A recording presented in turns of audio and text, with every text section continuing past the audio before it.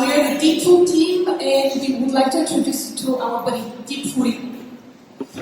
So, I think all of us have faced this situation. You come after a hard day of work, you open the fridge, take a look there, sit and think to yourself, okay, what can I cook now, huh?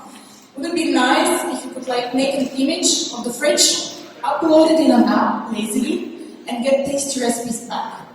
Well, we ask ourselves this question, and in an attempt to tackle such situations, we actually develop deep fooding.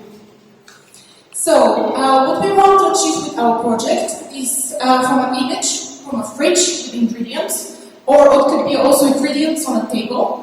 We would like to be able to recognize the ingredients, and based on these ingredients, we want to generate some recipe recommendations. So you see, our project has two main topics. The one is the food identification, and the other one is the recipe generation. Now I would like to talk more about the food identification. We first thought our initial idea was to use typical object detection neural networks such as YOLO, you only look once, or SSD, this is single shot multi-box detector. However, with these approaches, we would have faced a very typical data science project, data. We would have needed to manually label thousands of images, as you can see here in these pictures, in order to tell our models what kind of ingredients we have. And due to time constraints, we weren't able to do that. And also what we thought about is that we actually don't need to know where our products are in the fridge, we just want to know what they are. Given these constraints and thoughts about ourselves, what we did is divide and conquer. So we divided because we defined two sub-problems. The one is about the food classification. We trained convolutional neural network on single images of ingredients. So as you can see here on the picture, we just took a kiwi picture or a cabbage or a carrot, and again of a single ingredient on random backgrounds. So using this convolutional neural network, we classified the ingredients. And as a second thing that we do is we developed a sliding window algorithm. So the sliding window algorithm was used to identify the ingredients that we had. So basically it was scanning the image in order to classify the images. As you see, the positive or the advantages that we gathered from this approach is that we already had tons of data already labeled. We scraped through this in Google, and also we didn't need to do this manual labeling and also box identification on the previous slide. Of course, it came also at a cost. It was not as fast as the single or one-shot detection, and also we weren't able to do a one end-to-end training. It means our algorithm trained on single images. So basically, our algorithm can classify the images in isolation. And nevertheless, conquer, because we achieved quite good results, which you're going to see later. Before we deep dive into the model, I would like also to talk a bit more about the data that we used. So we defined 53 classes of ingredients. They are randomly defined by us. They were defined by what we wanted to scrape for or what we saw in the images. Mostly, so you see there's almond, apple, apricot. So for most of them we scraped. I think we scraped about 8,000 of them. And during training we did also two things. The one thing is the usual data augmentation. You see here on the first row you see the original images. In the second row you see the augmented ones. For example, we did flipping, you can see on the radish. We did zooming on the cauliflower. And we did also shearing on the pineapple. We did also one more thing. We artificially created more data. We basically took images with white backgrounds. We made the background transparent and then posted it on random backgrounds. And these random backgrounds, they were like fridges or tables in order to introduce the model to more diversity, basically. And by this, we created 3,000 more images. And now, you can see here on the third row, these are the results from this basically artificial image creation. Now that we talked about our goal and the data that we use, Michi is going to deep dive into the model.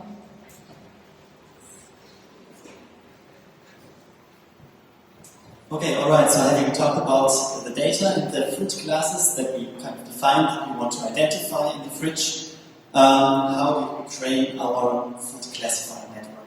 So the approach we took here, we trained a deep convolutional neural network, of course, which is kind of the state of the art in computer vision to solve this kind of problems. And specifically, we used a method which is called transfer learning. And the idea is here that you use some deep convolutional neural network that has been already trained on some other image recognition task, for example, the ImageNet competition or something like that. So you hope that this network has already learned quite a lot about how images, natural images are structured. And then you only append a very last layer, which you retrain specifically for your specific task, right? And then in the second step, after you train this last layer, you can also unfreeze the network and do some fine-tuning. So this is what we did. We used Google Cloud to take advantage of GPU acceleration to do that. And so for our dynamic model, we tested some hyperparameters. So for example, we tested around different network architectures, for example, Resident 50, MobileNet, or inception-based architectures. We played around with different types of data augmentations, the number of ad blocks and the input size for the model. And at the end, we created a model which is based on the Inception V3 architecture and achieved 95% accuracy on our code-out test set. So, in order to quantify that more rigorously, what you can do is, for example, to plot the confusion matrix. So here on the y-axis, you can see the actual labels of our images in our test set.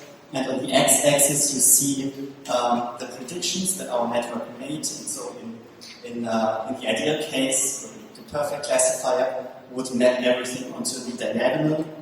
So this is almost the case for our classifier. Of course, there are some confusions. For example, apricot gets often confused with peaches, which is kind of understandable.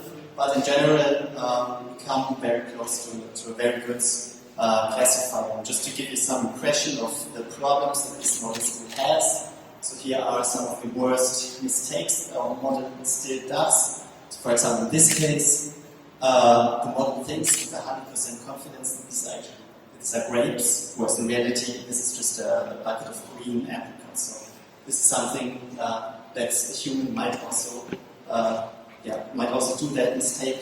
And there's some other examples. For example, here the model thinks these are peaches, whereas in reality these are apples, and other things like that. But all of these mistakes are kind of understandable, and so we built a model with only 5% error rate on the test set, which is quite okay already. And now the question is, having done that, how do we transform that to an object detection model? And so the approach that we took here, as he pointed out already, was to basically use a sliding window algorithm that so we take a sliding window and we slide it over our target image, and then we perform image classification in this sliding image. And so one feature of 3D environments is, of course, that objects can be placed in different distances, and so they can have different sizes. And one way, or like the kind of standard way how you approach this in classical computer vision, is by building these so-called image pyramids. So you take your original image and you scale it up by different factors, and you reiterate this algorithm. So you can see that, for example, here in the original size, this window kind of contains a lot of different fruit types, whereas then for the larger scaling factor times 2, there's clearly only watermelon in this window. And so this way you can account for different object sizes. So to tune this algorithm, because there are also quite some parameters, in this algorithm we generated, so we took 2 different data sets again. So first we downloaded a smaller data set with real objects, like real fridge scenes, so to say, which we manually labeled. And then we artificially created a larger image data set where we just randomly placed images from the test set on the scene. And these 2 data sets were used to tune this sliding window algorithm. And so the parameters that we have here are, for example, the scaling factors that I already talked about. We have the stride length, so basically how far does the window jump from one step to the next step. We have the decision thresholds, so from which confidence level do we believe the output of the model. And then there's a final parameter which is called the maximum overlap, so kind of, how much can two boxes or two predictions overlap in our final prediction. And so all of these parameters have to be tuned as well. And so to give you an overview of our complete model training pipeline, so in the first place we had our scraped image data set with single food items, as I had shown before. So we took 90% of those images and fed them into the training of the CNN. And then from the other 10%, we built this artificial object set.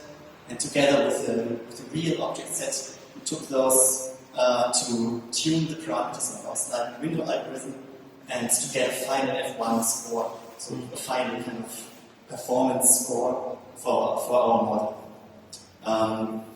And so we did all of this in one go to tune our model from end to end.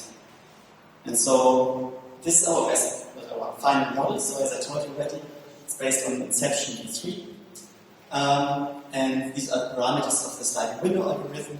And our final score is 77% F1 score, which means that we have 76% precision and 80% sensitivity. So out of all objects that are on the scene, the model recognizes 80% with 76% precision. And so here are some examples from our training set.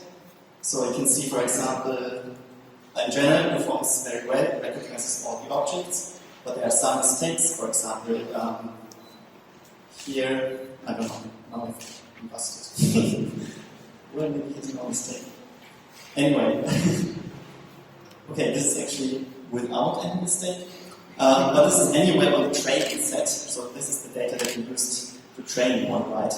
And to get kind of unbiased score on unseen data for our very final object detector, we generated a third data set.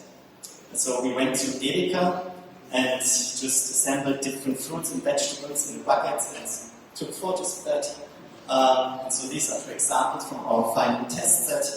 And as you can see, it also performs very well on this final test set. Here's, for example, a little small mistake where it recognizes the apple correctly, but then it thinks that this part of the apple is a mango, so this is obviously a mistake. And one thing that we observed when we took actual pictures from our fridges at home is that in many cases, what our model does is that it thinks every time that it sees the glass, it thinks that these are olives. Because basically the only class in our training set that the only food item that was packaged in glasses were olives, and so that is where the model converges to when it sees the glass. But yeah, so this is our model, and it yields recipes from a picture. And now the question is, how can we transform these ingredients to recipes? This is what Nima will talk about.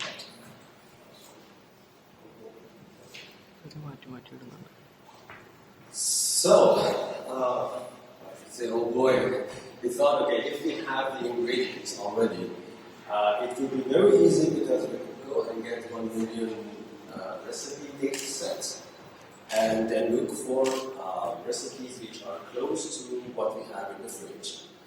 But as any real data science project, that's a big mess. People don't really hesitate to put anything in the ingredients. Like, I mean, they have all intentions, like, I bought this, let's say, salmon, it was very fresh, I don't know, my father fished it himself or something like that. You can buy it in Edeka. There is a lot of information which should be filtered out and cleaned.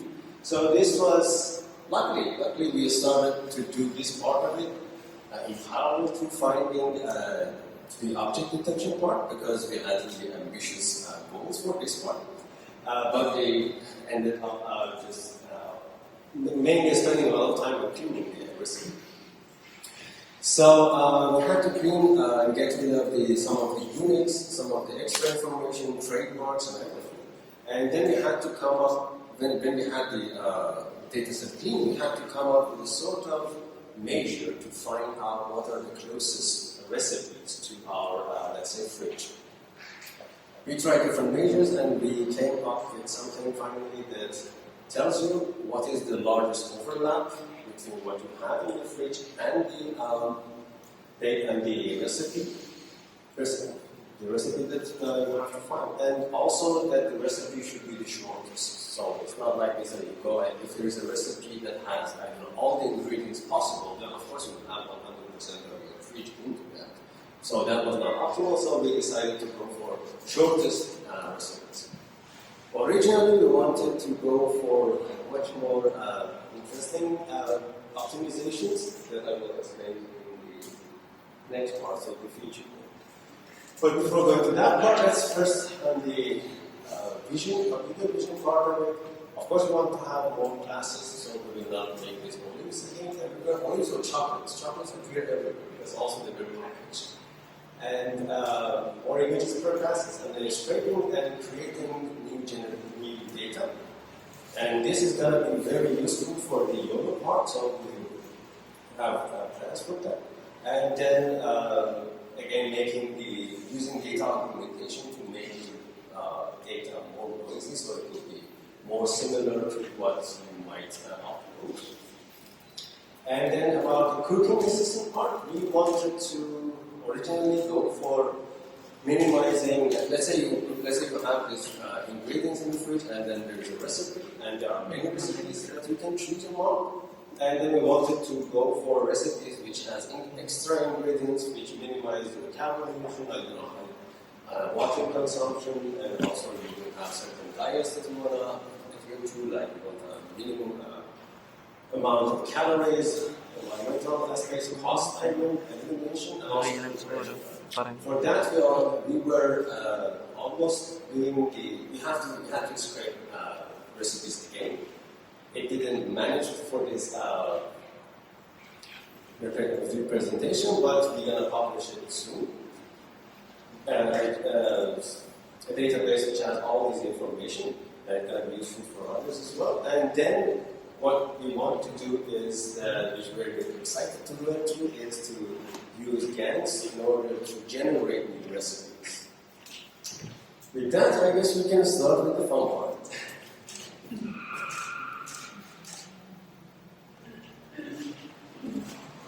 So guys, at the end of the day, this is all very cool and stuff. But if you don't really have like a product that you can see and you can use, many of these data science projects tend to die. So that's what we wanted to avoid.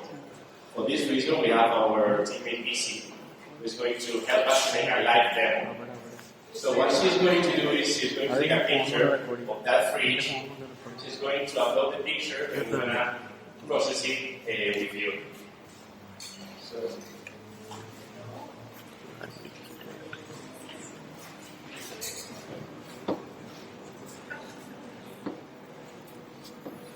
So, it looks like she has taken the picture. Zack. Live, sending, done. Alright, so this is the interface, the provisional interface of our and here you have the footage. In this interface, we will be able to upload the picture. And now she just sent me the picture in this one. Okay. This is the picture of our fridge. And if we activate the vision of the footage, we can see the model in action. We haven't really managed to load the model on cache, so it's always like loaded. So this is going to take a while. Actually, one of the problems with the live demos. But when we go to the prediction part, it's quite fast actually. So we believe we are able maybe to compress the model. Maybe it's even possible to have it on your phone. But that's something for the future. We start like we really have the model loaded, and we are working for some predictions. Okay, so the first part of the app is that you are finding the ingredients of the picture. We see that it has the orange, the grapes, the lemon, the delivery shape of tomatoes, the eggplant, and the paprika, and again the olive. And for the last part, let's see how is the results it can generate.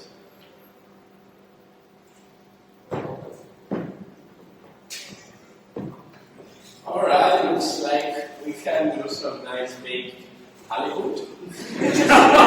So unfortunately, we also can make some basic fruit salad. And also some Malaysian fruits. So welcome to the live demo of our presentation, and thank you very much for